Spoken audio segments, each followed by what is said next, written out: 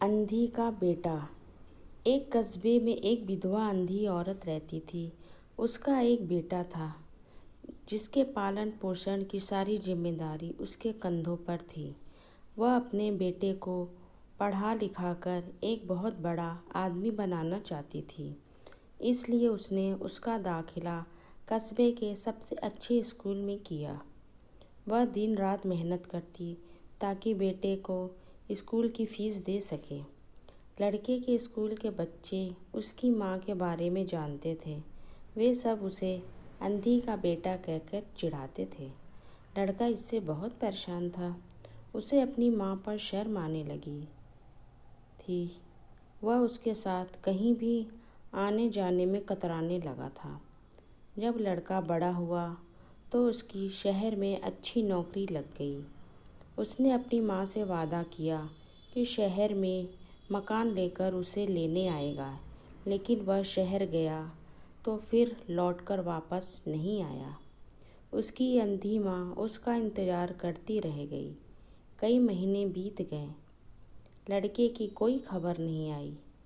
अंधी एक दिन उससे मिलने नहीं रहा गया। वह अपने बेटे से मिलने शहर पहुंच गई। पूछते पूछते वह बेटे के ऑफिस पहुंची। वहां सिक्योरिटी गार्ड ने उसे रोक दिया। अंधी औरत ने गार्ड को अपने बेटे का नाम बताया और बोली कि उससे जाकर कह दो कि गांव से कोई मिलने आया है। गार्ड ने जाकर उसके बेटे को बताया।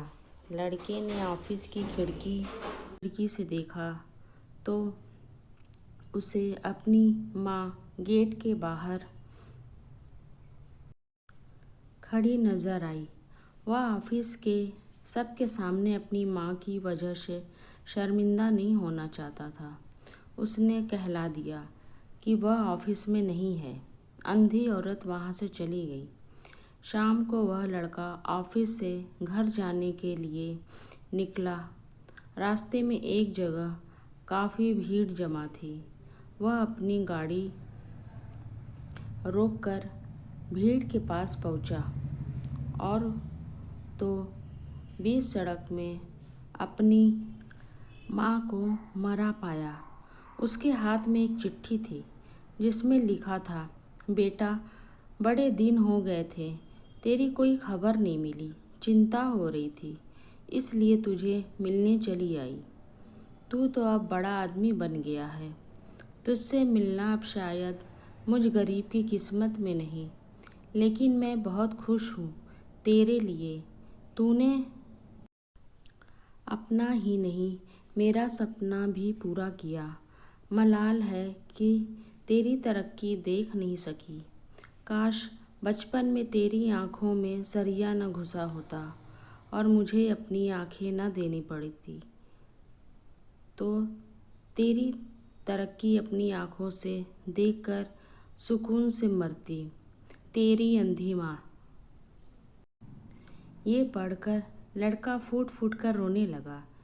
जिस अंधी माँ पर उसे शर्म आती थी, उसने उसके लिए इतना बड़ा बलिदान किया था और आत्मग्लानि से भर उठा और जिंदगी भर खुद को माफ़ न कर पाया।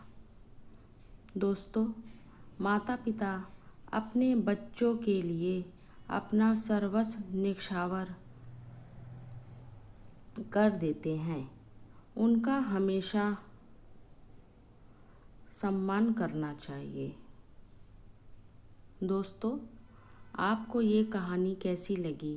प्लीज़ लाइक और कमेंट करके बताइएगा।